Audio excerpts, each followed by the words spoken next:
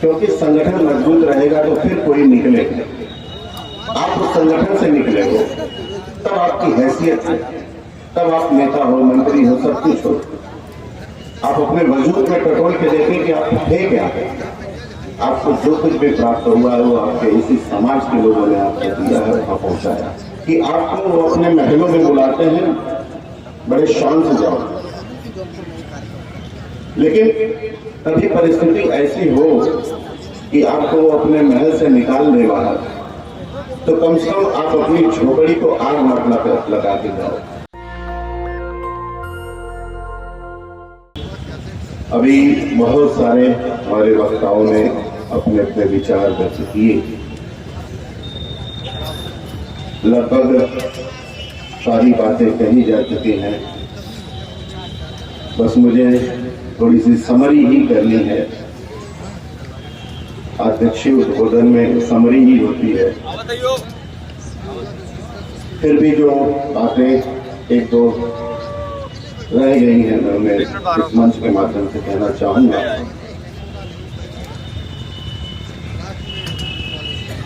जो लोग ये सोचते हैं कि बाबा साहब का कारवां रुक सा गया है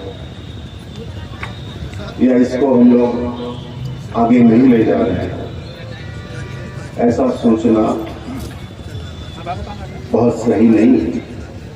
यदि बाबा साहब का कारवां रुक गया होता तो आप इतनी बड़ी संख्या में यहाँ नहीं होते। तो बाबा साहब का कारवां अभी चालू है।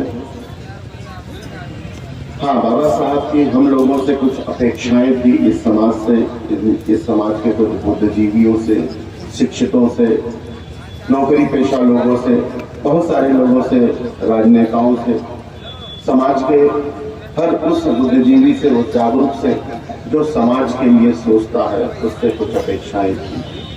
और अपेक्षाएं भी वही थी जो ये बहुसंख्य समाज अभी अपने हक और अधिकार तो नहीं जानता, उन्हें उनके हक और अधिकार बताने और उन्हें संघर्ष के लिए तैयार करने के लिए ये जिम्मेदारी बाबा साहब हम पढ़े लिखे लोगों, सब लोगों के ऊपर छोड़ के गए।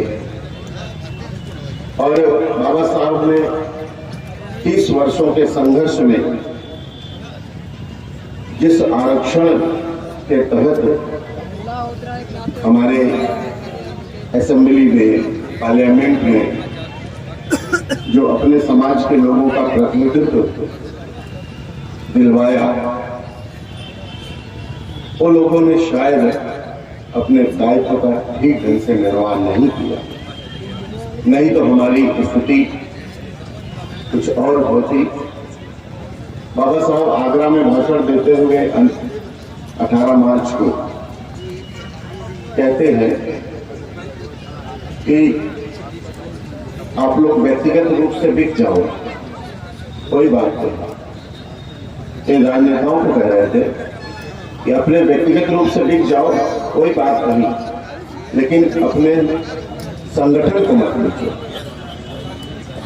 क्योंकि संगठन मजबूत रहेगा तो फिर कोई निकलेगा। आप उस संगठन से निकले हो तब आपकी हैसियत है, तब आप नेता हो, मंत्री हो, सब कुछ हो। आप अपने वजूद में टटोल के देखें कि आप थे क्या है। आपको जो कुछ भी प्राप्त हुआ है वो आपके इसी समाज के लोगों ने आपको दिया है, वहां पहुंचाया। तो आप बिक जाओ, कोई बात नहीं। दूसरी बात उन्होंने ये कही थी कि आपको वो अपने महलों में बुलाते हैं, बड़े शान से जाओ,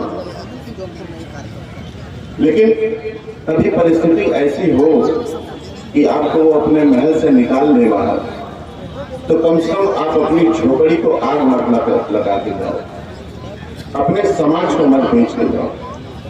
ये दो चीजें बाबा साहब ने अपने राजनेताओं से कही थी। उसी तरह से उन्होंने अपने जो शिक्षित वर्ग है, नौकरी पेशा है, उनसे भी जो उनकी बात थी, आप सब जानते हो कि मुझे पढ़े लिखे लोगों ने धोखा दिया, उनके कहने का सेंस क्या था, वो इसीलिए इस बात को दुखी मन से कहते हैं, कोई प्रसन्न मन से नहीं कहते, दुखी मन से कहते हैं कि आप लोग अपनी जिम्मेदारी का निर्वाह ठीक ढंग से नहीं कर पाए। बाबा साहब ने क्यों कहा था पे बैक टू सोसाइटी की बात क्यों की थी? पे बैक टू सोसाइटी की बात इसलिए कही थी, अगर आप सुन रहे हैं तो मैं कहूं तो शायद इसलिए कहा था कि आप जिस समाज से, जिस जगह से आए हो, अभी बहुत सारे लोग वंचित हैं, परेशान हैं, पीड़ित हैं, उनको हक, उनके अधिकार उनको नहीं प्राप्त हुए हैं। बस थोड़ी देर आप लोग और बैठे, बहुत ज्यादा लंबा ये कार्यक्रम नहीं चलने वाला है, थोड़ी देर और 10-5 मिनट और बैठे आप लोग, जो जाना शुरू कर दिए। मैं समझ रहा हूं कि संध्या हो गई है, लेकिन आज का दिन आपने दिया है बाबा साहब के नाम पर, तो थोड़ा सा जो है आप सुन के जाएं। तो वो अपनी कमाई का 20वां भाग देने की बात करते हैं। 20वां भाग का मतलब 5%।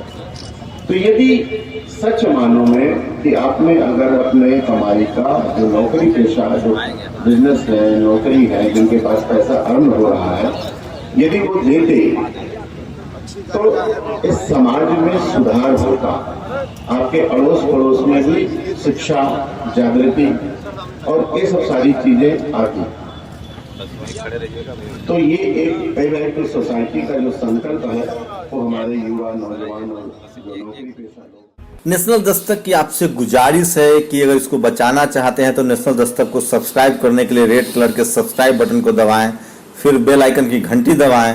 नेशनल दस्तक को बचाने के लिए बहुत जरूरी है कि हर खबर को शेयर करें, लाइक करें, कमेंट जरूर करें।